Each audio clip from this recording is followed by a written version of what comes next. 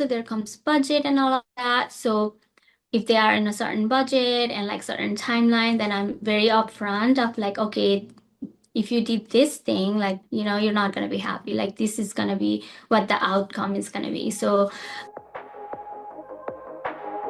Welcome to the Beauty Talk podcast, where we feature how the best medical practitioners help their patients to look better, younger, and healthier. Now, enjoy the show, and here's your host. Daniel Gao here. I'm the host of Beauty Talk. We feature the top medical practitioners in health and beauty, both inside and out. I have Megha Miller of Komal Aesthetics and Wellness. She was born and raised in Nepal, where her love for beauty and skincare began with homemade remedies. She's a family nurse practitioner with over 15 years of nursing experience and found her true calling in aesthetics 5 years ago.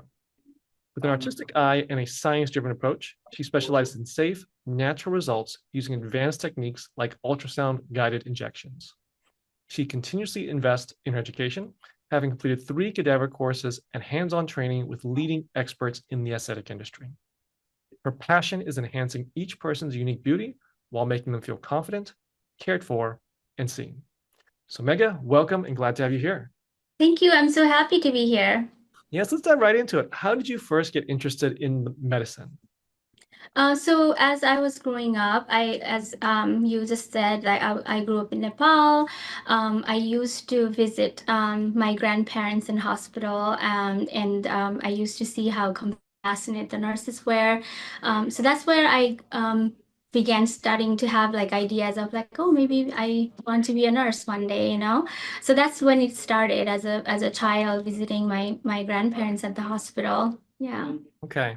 And so you've been a family nurse practitioner for 15 years. So, and then 5 years ago, you made that transition over to aesthetics. So what kind of led to you making that transition over to aesthetics after so long being a family nurse practitioner? Yeah, actually, I've been a family nurse practitioner for 6 years, and part of that within 15 years is I worked as a nurse RN in a hospital, Okay. like Got it. ICUs and EDs. So my background is critical care. I started having this static interest 6 years ago when I was in NP school. It's kind of interesting story. My classmate actually is who kind of introduced the idea to me about aesthetics. I didn't know about Botox or filler. I was fascinated about skincare, but I didn't know about the injectables that well. So yes, he was the one who mentioned it, and I was like, oh, let me see what this is about. And I did a training, basic training for injectables like Botox and filler, and I instantly fell in love. And it just felt like I've been injecting for years. And even my instructor were asking me like, have you been doing this before? And I'm like, no, this is my first time. So yeah, I feel like it's just meant to be. Wow. Okay. So it Yeah. really sounds like you found your true calling then. Yeah, yeah. I feel like it was just like so amazing. Like I didn't feel like I had it was the first time I picked the needle. So yeah. Okay. So now that you have this practice, Komal Aesthetics, what are the most common types of treatments that your clients come to you for?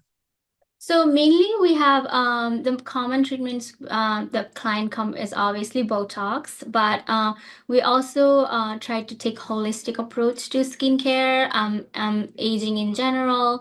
So we're a one-stop shop for like anything beauty and anti-aging. We have injectables, we have devices like advanced lasers for resurfacing, anti-aging.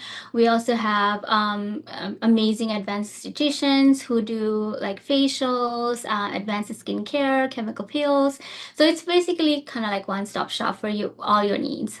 Got it. Okay. So when it comes to, it sounds like everything you encompass is really about skincare. And you also mentioned that you've always really been interested in skincare. Mm-hmm. The average person, what would you say is some advice you can give to them as far as what they need to know about their skin, how they should be taking care of it, if just people don't have any idea about skincare at all, but they want to, of course, look good, look young, and all that. Yeah, yeah. So It's multiple factors, right? Taking care of your skin. It's just not like superficial what you see. It comes from your diet, your lifestyle. So definitely like focusing on eating like balanced diet, and then also working out. Like few days a week, or even like walking. It all stems from that. And aside from that, just basic having a basic regimen. I truly believe that investing in like medical grade skincare, if you can start there, and also depends on like age group, right? We start losing collagen starting 25 years of age. So that's when you really need to start about like banking collagen, doing things like microneedling, or once you start hitting like your 30s, you should be thinking about laser resurfacing, or like replacing those volumes that we start losing. Our fat pads, starts to kind of shrink. Our bones start to change starting like in our 30s even, so just thinking about all those and like taking holistic approach with replacing collagen with devices, doing preventative care like Botox, and also like chemical peels. So like all of that.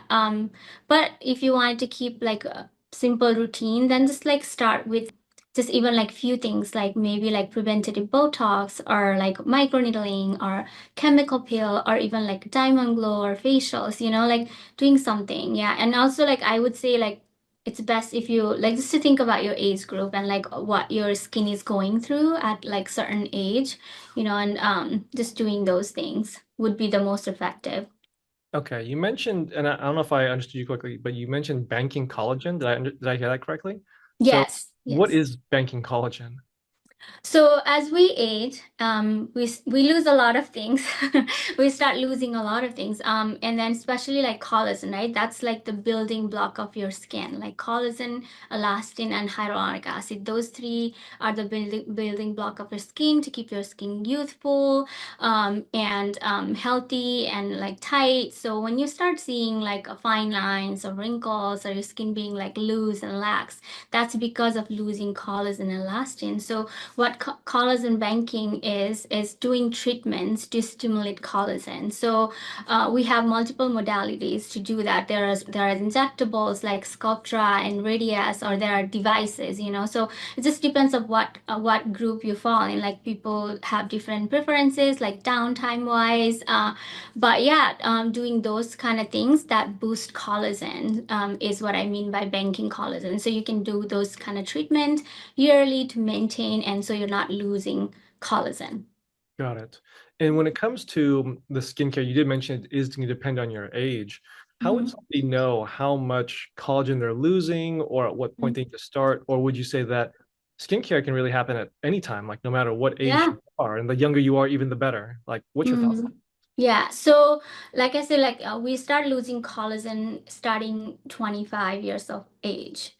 So we start losing 1% collagen every year after 25. So even in your 20s, think about doing skincare, like, even starting at home. Really good skincare regimen at home would be really, really amazing. And in your 20s, you should be thinking about doing microneedling to prevent that collagen, like, constantly telling your body to produce more collagen. And also like it also like we all are individually like individual people like we have different lifestyles. It all depends on that how much collagen you're losing. And it also accelerates around perimenopausal, like if your hormones are changing, if you're going through some kind of illness, that all impacts our skin and our collagen loss. So like yeah, it's just like being just mindful of like what you're eating, like how much, you know how well you're taking care of yourself. Also like sun damages our skin quite a bit, so preventing your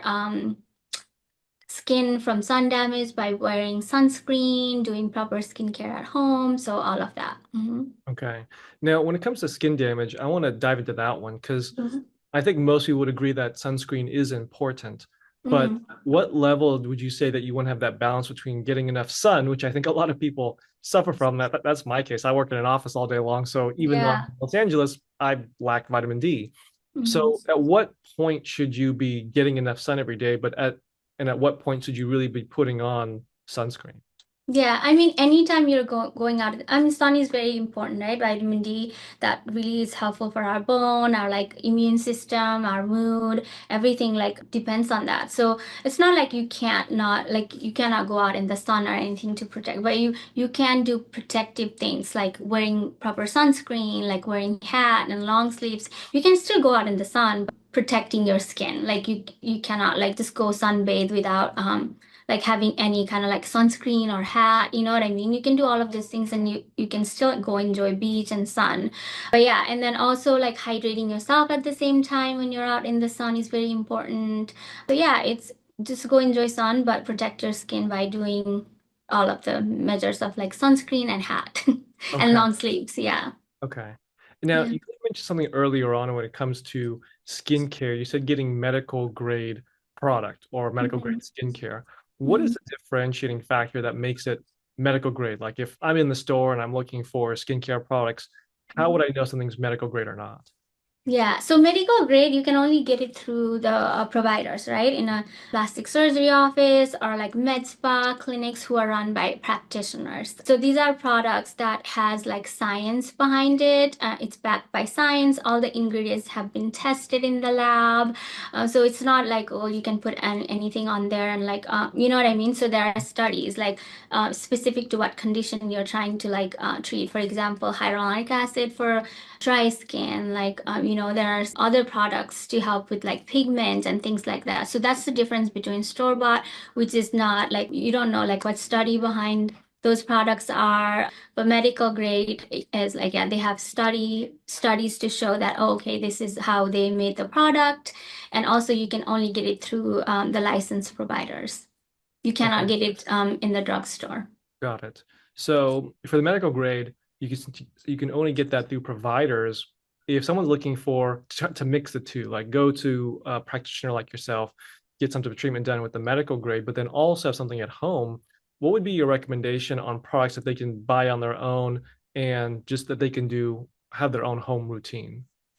Yeah, I would say like just run it by your providers, you know, what skincare you're doing. And like there are really good products online too. Just do some research about it and like, look at the ingredients, what ingredients they are using. So yeah, I would go from there. Okay. Yeah. Now, you did mention that some of your clients, like some of them are going through the perimenopause, so that affects their skincare. What Mhm. is the difference really between men and women when it comes to skincare, or do you give different recommendations for each one? So it would be different, right? Like definitely women are more into like perimenopausal hormonal change more so than men. I feel like their hormones are pretty like consistent. Like some things drop, but like it's not like significant like you're going through like the menopause. Like things like that doesn't happen to men, right? So definitely different recommendation for men and women. Yeah. Okay. Now, what would you say are some of the most common misconceptions or myths that you hear when it comes to skincare in particular from your clients? So the biggest thing see now is like the trend, right? Like there's TikTok, there's Instagram, there's like lots of influencer giving advice on skincare, like what they think should be doing. But I would say like just focusing on one thing is the biggest thing, right? Like you can't just like do one thing and like expect like, okay, my skin's gonna change or like I'm gonna just like stop aging or reverse aging. So that's that like you cannot depend on one product or even one injectable. It's like holistic. Like you have to see from the layer to layer what's happening to your face. Like, you know what I mean? Like I said, your bone starts to change starting age 35. Like, you know what I mean? That's amazing. Like when you think about anti-aging, like you cannot just like look at surface level like, okay, I'm doing all of these things now, I'm good for anti-aging. Like that's not that. So like the biggest misconception is I would say like just doing one thing is gonna fix all. Okay. And I know this is going to depend on person to person, but if someone has to have an idea of like how long is it going to take, something realistic, how long is it going to be before I start seeing results? Like what Mhm. is a typical time frame that we give to people if they're focusing on improving their skin and trying to look younger or more radiant or just more Yeah. refreshed? Yeah, so it all depends on like your age group. Like so if you're like in your 20s, you have still beautiful skin. Like there is no signs of aging typically around that young. But if you're like starting in your like late 30s to 40s, I would say like doing combination treatment. It depends on what treatment you do. Typically, like our common treatment, like I said, is Botox cosmetic. So if you do Botox, you're gonna see result right away within like 2 weeks of doing the Botox. And if you do treatments like laser or microneedling, then you can expect to see result within like a couple of weeks for the rejuvenation, but then the longer effect comes after like a month, right? Like the collagen boost, like the skin tightening, that comes within a month. So I would say like it just depends on what kind of injectables you're doing or devices you're doing, and also if there is like a strict time frame, we can like adjust the treatment plan to like maybe give you better results sooner by doing other injectables. So like filler for like facial balancing, enhancement. There are like chemical pills you can see sooner result, within a week or two. So Okay. yeah. Now, you were mentioning as far as some of the misconceptions, people on TikTok, like they have the trends, and then there's people that are not skincare experts talking and trying to educate people on skincare. So I'm Mhm. curious, how do you educate your clients and your patients on the benefits of your treatments and what you do, especially if they have this misconception or they saw someone on TikTok that's like, oh, I should do this, but that's not really the right way of doing. Like, how do you approach educating those types of people? Yeah, I really like my consultations are in that way very unique. So I sit down with them, like talk about the aging process. Like I meet them where like where they are, like what's their lifestyle, what do they do at home or like outside of the clinic when they're not getting treatment. Is your age, what is your goal? Like, do you want to have like 7 step routine at home or like, not certainly that because I'm a mom. I have a toddler at home, I can't spend like an hour doing my skincare because I would rather focus that time with my baby. So things like that, so like it's very customizable. Like you maybe you only have time 5 minutes at home to like do your skincare, or like you only have time to come to our clinic every 3 months. So we just meet there, right? Like it's very, very individualized. Okay. Yeah. Now, Meg, I'm curious because in your introduction, you were mentioning that you have an artistic eye, but also have the science-driven approach, which I think is Mm-hmm. really unique because not when people think about aesthetics, I think most people think, or really medicine, there's a very straightforward approach to it. So, Mm-hmm. how important do you think having that artistic eye is to be successful in the aesthetic industry? I think it's very, very important in my opinion. I think having artistic eye is everything in aesthetics. It's not like treating high blood pressure or like like other condition, right? Like it's kind of like black and white. Like these are the protocol, this is the medication you can use for hypertension, and like you can expect to bring their blood pressure down by this number, right? But it's very different with aesthetic because everybody's face is different. Like, so you cannot like do same treatment on everybody's face, if that makes sense. Because I know we learn all these techniques, all the things, all this training. At the end of the day, you have to have an eye for someone's face and be able to take a look at their face. And I'm like, okay, I see it. You know what I mean? Because like everybody's different. Like if you do the same, like what you learn to everybody's gonna start looking the same. And that's like kind of scary to me because I feel like everybody's so unique. So you need to be able to see and like enhance their beauty. You know what I Mm, mean? Rather than just like doing same thing for everyone. So that's where it comes the artistic eye. okay. And so now I'm curious because throughout your career, I'm sure that you've had a lot of challenging cases that have come in through your door. Is there maybe Mm-hmm. a story that really stands out in your mind of just a tough case that came in and ultimately how you were able to get them a great result? Yeah, so the biggest challenge is like, it happens most often than not because like people think like, oh, I'm gonna just go do a little bit of Botox and like, everything will be fine and I'm gonna look 10 years younger. That's the biggest challenge I have, like then so I like okay, we'll do Botox initially, but like we need to also take care of your bone loss. We need to take care of the fat loss. We need to take care of your skin, like how damaged your skin is with the sun and like how much laxity you have. Like we need to tighten the skin. So I have had patients who thought like, like coming and doing a little bit of Botox and filler would like just like, give them the things they were looking for. And also it happens initially when I was like still newer, you know what I mean? Now I know better and like I consult better and say like, hey, to get to your goal, like these are the things we need to do. So previously I was not experienced like that. So I was like, okay, yeah, do these things and you're gonna look amazing. So I mean like, that didn't happen, right? They were like still disappointed. And so like we had to like do more treatments and like do other combine other modalities, and at the end of the day they were really happy. But like since then, like I have changed my approach, like how I even consult, how I recommend treatment. And we're like, okay, we can do, and then also there comes budget and all of that. So if they are in a certain budget and like certain timeline, then I'm very upfront of like, okay, if you did this thing, like, you're not going to be happy. Like, this is going to be what the outcome is going to be. So I think I have learned in like hard ways initially, like, not being, also like not knowing, right? Like you're new. So you don't even know like what the outcome is going to be when you're a newer injector. But now it's like, yeah, that's the main challenge, I think.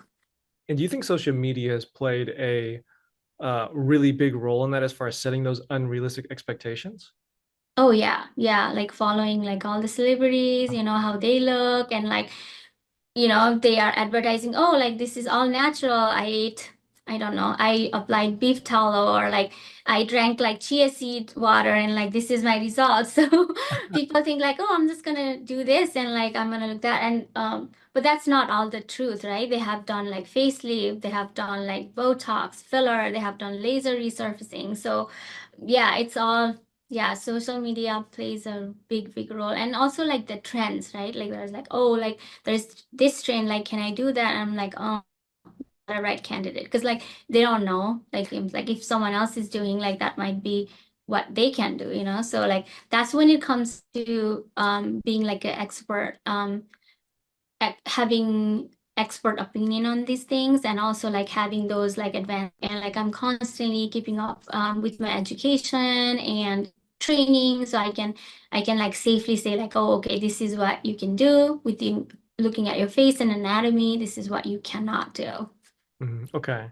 So let's say that someone is looking for a provider. They want to get a Mhm. treatment done. They want to get some information. They want to get some advice. What would you say is the most important piece of advice you can give to somebody as far as how do they find that right provider?